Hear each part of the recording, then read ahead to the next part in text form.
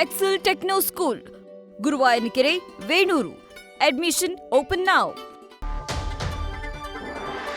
Iran ಮೇಲೆ Israel America ಜಂಟಿ ದಾಳಿ ತೀವ್ರ. ಇರಾನ್ನಲ್ಲಿ ಕ್ಷಣ ಕ್ಷಣಕ್ಕೂ ಹೆಚ್ಚಳವಾಗ್ತಾ ಇದೆ ಸಾವಿನ ಸಂಖ್ಯೆ.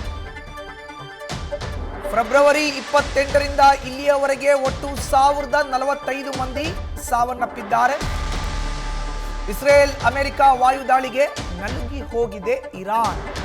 ದಿನದಿಂದ ದಿನಕ್ಕೆ ಎದೆ ಬಡಿತ ಹೆಚ್ಚಿಸ್ತಾ ಇದೆ. ಯುದ್ಧದ ಭೀತಿ, ಭಾರಿ ಪ್ರಮಾಣದ ಜೀವಹಾನಿ, ಇರಾನ್ನ ಜನತೆ ಕಂಗಾಲಾಗಿದ್ದಾರೆ. ನೋಡಿ, ಇದು ನಿನ್ನೆ ಮೊನ್ನೆ ಆರಂಭ ಆಗಿರೋದಲ್ಲ. ಫೆಬ್ರವರಿ 28ನೇ ತಾರೀಕಿನಿಂದ ಸತತವಾಗಿ ಯುದ್ಧ ಆಗ್ತಾ ಇದೆ. ಇಸ್ರೇಲ್ ಅಮೆರಿಕ ಜಂಟಿಯಾಗಿ ಇರಾನ್ ಮೇಲೆ ದಾಳಿಯನ್ನು ಮಾಡ್ತಾ ಇದೆ. ಇಲ್ಲಿ ತನಕ 1045 ಮಂದಿ ಸಾವನ್ನಪ್ಪಿದ್ದಾರೆ. ಕ್ಷಣ ಕ್ಷಣಕ್ಕೂ ಕೂಡ ಆತಂಕ, ಭಯ ಹೆಚ್ಚಾಗ್ತಾ ಇದೆ. ಯಾವಾಗ ಯಾವ ಮಿಸೈಲ್ ಬೀಳುತ್ತೋ, ಹೇಗೆ ದಾಳಿ ಮಾಡ್ತಾರೋ ಜಂಟಿಯಾಗಿ ನಮ್ಮ ಮೇಲೆ ಅಂತ ಮಾಹಿತಿಯನ್ನು ನೀಡ್ತಾರೆ ನಮ್ಮ ಪ್ರತಿನಿಧಿ ಚಂದ್ರಮೋಹನ್. ಫೆಬ್ರವರಿ 28 ಆರಂಭ ಆಗಿರುವಂಥ ಯುದ್ಧ, ಇಲ್ಲಿ ತನಕ 1000ಕ್ಕೂ ಅಧಿಕ ಮಂದಿ ಸಾವು.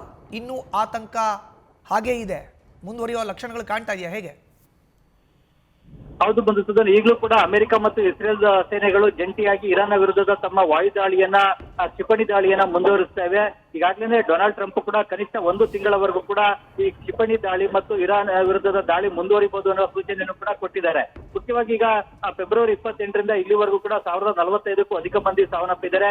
ಮುಖ್ಯವಾಗಿ ಇರಾನ್ ನಲ್ಲಿದ್ದಂತಹ ಶಾಲೆಯ ಮೇಲೆನೆ ಇಸ್ರೇಲ್ ದೇಶದ ಕ್ಷಿಪಣಿ ದಾಳಿ ಕೂಡ ನಡೆದಿದೆ. ಇದರಿಂದಾಗಿನೇ ಶಾಲೆ ಮೇಲೆ 173 ಮಂದಿ ವಿದ್ಯಾರ್ಥಿಗಳು, ಶಿಕ್ಷಕರು ಕೂಡ ಸಾವನ್ನಪ್ಪಿದ್ದಾರೆ. ಜೊತೆಗೆ ಅಯತೊಲ್ಲಾ ಅಲಿ ಖಮೇನಿ ಕೂಡ ಸಾವನ್ನಪ್ಪಿದ್ದಾರೆ. ಹೀಗೆ ಇರಾನ್ನ ಬೇರೆ ಬೇರೆ ನಗರಗಳನ್ನ ಗುರಿಯಾಗಿಸಿಕೊಂಡೇ ಇಸ್ರೇಲ್ ಮತ್ತು ಅಮೆರಿಕಗಳು ದಾಳಿಯನ್ನ ನಡೆಸ್ತವೆ. ಇದರಿಂದಾಗಿ ಸಾವಿನ ಸಂಖ್ಯೆ ದಿನೇ ದಿನೇ ಏರಿಕೆ ಆಗ್ತಾ ಇದೆ. ನಿನ್ನೆ 773 ಮಂದಿ ಸಾವನ್ನಪ್ಪಿದ್ರು. ಆದ್ರೆ ಈಗ ಇವತ್ತಿಗಾಗಲೇ ಸಾವಿನ ಸಂಖ್ಯೆ 1000ದ ಗಡಿಯನ್ನ ದಾಟಿ 1045ಕ್ಕೂ ಅಧಿಕ ಮಂದಿ ಸಾವನ್ನಪ್ಪಿದ್ದಾರೆ. ಈಗಲೂ ಕೂಡ ಸಾವಿನ ಸಂಖ್ಯೆ ಏರಿಕೆ ಆಗ್ತಾನೆ ಇದೆ.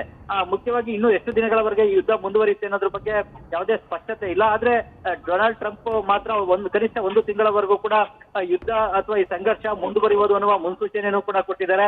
ಇರಾನ್ ದೊಡ್ಡ ದೇಶ, ಹಾಗಾಗಿ ಈ ಕಾರ್ಯಾಚರಣೆ ಅನ್ನೋದು 1 ತಿಂಗಳವರೆಗೂ ಕೂಡ ಮುಂದುವರಿಬಹುದು ಅನ್ನೋದು ಮಾತನ್ನ ಹೇಳಿದ್ದಾರೆ. ಮತ್ತೊಂದು ಕಡೆಯಲ್ಲಿ ಅಮೆರಿಕದ ಶಸ್ತ್ರಾಸ್ತ್ರಗಳು ಖಾಲಿ ಆಗ್ತಾ ಇವೆ ಅನ್ನುವ ಎಚ್ಚರಿಕೆಯನ್ನು ಕೂಡ ಅಮೆರಿಕದ ರಕ್ಷಣಾ ಇಲಾಖೆಯಾದಂತಹ ಪೆಂಟಗನ್ ಕೂಡ ನೀಡಿದೆ. ಆದ್ರೆ ಇದರ ಮಧ್ಯೆಯೂ ಕೂಡ ಅಮೆರಿಕ ತನ್ನ ದಾಳಿಯನ್ನ ಇರಾನ್ನ ವಿರುದ್ಧ ಮುಂದುವರೆಸಿದೆ. ಈ ಒಂದು ದಾಳಿಯಿಂದಾಗಿನೇ ಇರಾನ್ನಲ್ಲಿ ಈಗ ಸಾವು ನೋವಿನ ಸಂಖ್ಯೆ ಕೂಡ ಹೆಚ್ಚಾಗ್ತಾ ಇದೆ. ಮಧುಸೂದನ್, ಧನ್ಯವಾದ ಚಂದ್ರಮೋಹನ್ ನಿಮ್ಮ ಮಾಹಿತಿಗೆ.